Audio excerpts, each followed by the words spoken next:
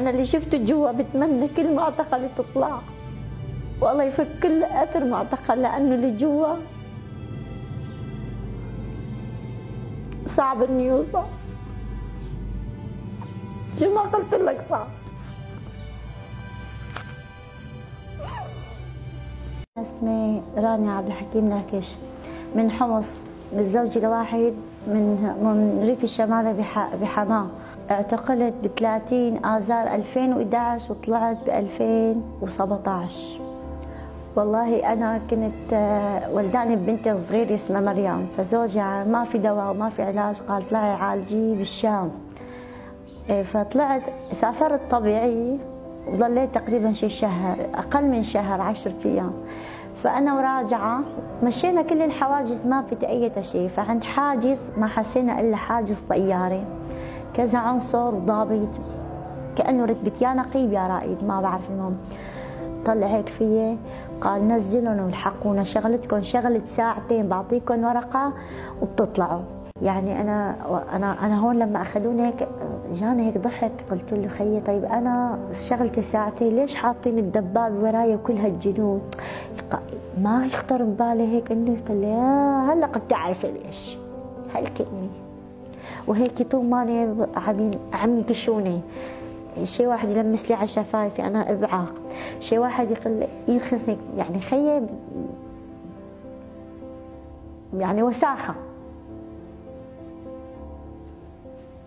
كل يقولون لنا جكر لأنه قمته. نقلوني من السيارة على سيارة مفيمة وطرمشوني، ما حسيت إلا شغل وقالوا شغل الدبابة والحقون. هون أنا صرت أبكي إنه وين أخذيني؟ قال لا هلق شغلتك شغلة ساعتين وبترجعي. أول ما فتت على مركز قدح، مركز قدح هذا، هون الشرطة قعدوا يقتلوا، أنا سمعان صوته عم يضربوه، وهون أنا عم يضربوني. خلصوني أولاد، كان بنتي عمرها 9 أشهر على حضني، خلصوني إياها وقالوا أعطيها اللازم. أول ما قتلوني على ظهري، ضلوا يقتلوني، بعدين نهنهنا يعني بصراحة تعبنا، جابوني أنا والشرطة هيك حطونا هالقعدة، يعني قعدة ذل.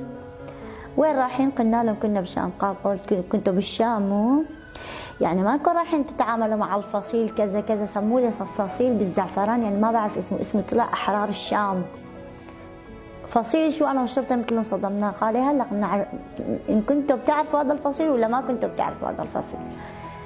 واخذونا حطونا بمعسكر دير شميل 6 أشهر تحت التعذيب. بيعرفوا، قلت له خيتي وين أنا؟ قال أنت بدير شميل. شو هذا؟ قال هذا معسكر لتدريب الشبيحة تبعية ماهر الأسد وحزب الشيطان. فخيي فعلا فهيك في شباك مثل هيك، بس ممنوع توقف عليه، في حارس ما يخلينا نوقف، ممنوع. بعدين أنا قويت قلبي، قلت بدي يعني أنا جاني فضول، وقفت هيك فعلا. خيي يا خيي بيخوفوا، شو ما قلت لك له، يعني شو ما قلت لك يعني تتشاهد ساعتها بتقول أشهد أن لا إله إلا الله وأشهد أن محمد رسول الله. كلها هيك تقوني، كلها حاطين سكاكين، كلها منظمة بسلاح وعم يدربوهم. يعني منظر خيي يعني يوم منيح الله لطف انه ما شافني العسكري على الشباك، لان قالوا بس وقفتي على الشباك وشفته بيصفوك بساعتها. والله بتمنى انا كنت على بشار الاسد، اسد يحرقه. قد ما اني يا ابن الحرام شو مربي هالجنود اللي عندك، والاوسخ منه اللي ضلوا معه. انه شلونك عم تتلذذوا بتعذيب العالم ما كنت افهم. خيي عندهم هيك كيف بحطوا العرق وبيشربوه بكيفه. نحن هيك يمسكوا القنينه هيك ما لنا شالحين، يمسكوها هيك يسبحونا تسبيح، عرق بايدي. قلنا هاي حمامكم وهلق راح نحممكم على المضبوط. يعني انه بدي يناموا بشكل عام، بدي يناموا معنا هيك. اللي بتحلاله للضابط بياخدها، واللي ما بتحلاله بزتها. أنا شوف عيني وحدة اسمها خديجة وحسناء من منطقة حلب صلاح الدين، هدول اغتصبوا. هدول شوف عيني قالوا وشو عملوا بالإعلامي؟ قالوا طالع لكل المعتقلين وهلا راح خليكم تعترفوا. حطوهم خيه واغتصبوهم قدام كل المعتقلين. حتى واحد طلق راسه وصاح، هو قال هو عم بيصيح، طلع خالص بروحه. قاموا رشوهم كلياتهم، قالوا لنا عشان تعرفوا تدافعوا. كمان هون جاي تعملوا حالكم حريصين، ما عم تجاهدوا هناك جهاد نكاح، جيتوا لعنا تعملوا حالكم شرفاء. وحكي خيي يا عرعوريات، انتوا هيك، انتوا عائشة من المؤمنين زنيت، نحن رح نزني فيكم. والعلوي اطيب ولا السنه هيك بالمشرمحه، العلوي اطيب ولا السنه، والله انتوا حلوات تعرف. وحكي وتنكيشات وحكي وضرب، شيء نفسي، شيء بياخذك كف، شيء ما بتحس حالك الا يعني، وتسترجي تعيط ما بتسترجي، يعني بدك تاكل تعذيب صوتك، يعني بدك كل ما عيطت بيقتلوا اكثر. انا باحد التعذيبات كان الساعه 2 عم يحقق معي ضابط اسمه باسيل، فصحت يا الله ما عاد اعرف يقول لي هو، انا اقول انا ما اعرف انه مش عم صيح يا كلمه يا الله، يقول لي الله ياخذك، لو بينزل الله لعندك ما بفكك بالحرف.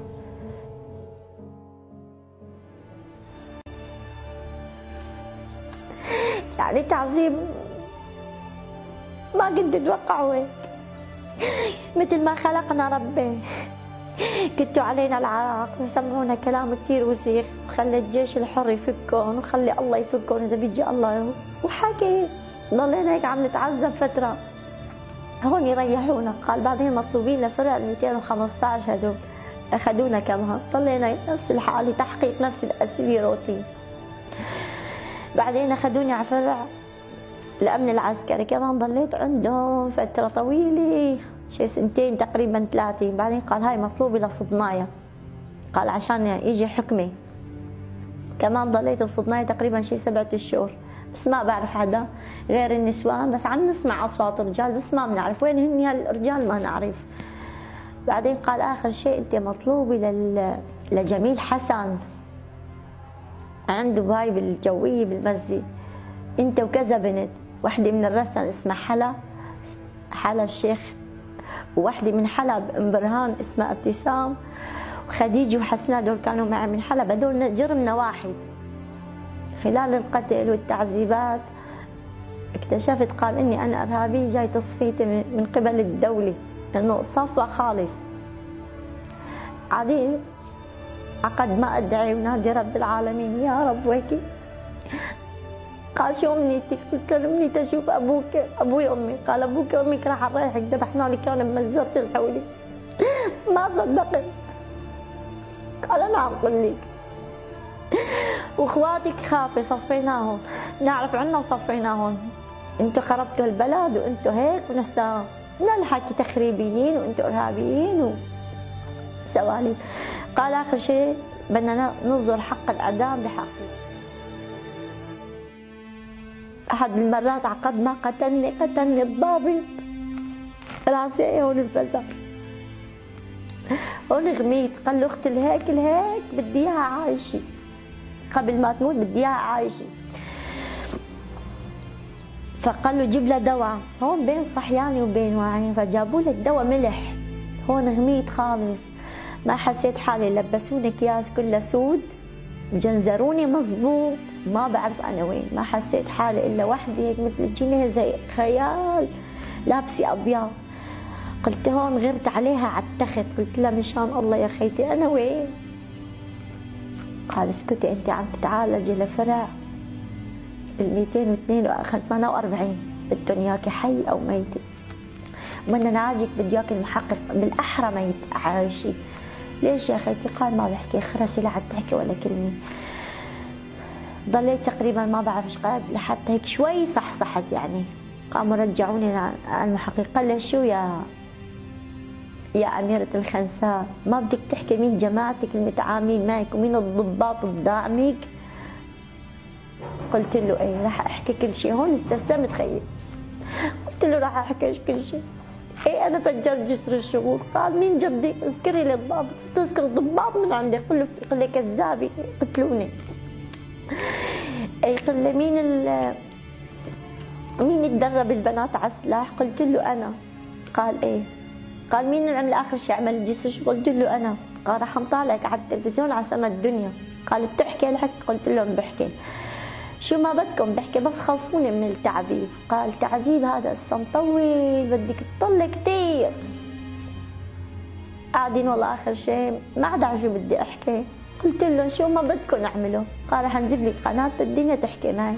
قلت لهم ما عندي اشكال. بقول انا فجرت وانا قال بتقولي انك انت فجرتي عملت تفجيرات عمليه بالمسجد؟ قلت لهم ايه بقول عملت عمليه تفجير. قال بتقولي انك جبتي سلاح؟ قال ايه. قال كم ذخيره جبتي؟ قلت لهم ايش قد بدي اقول لكم؟ قال بتقولي جبنا شي 100 روسيه.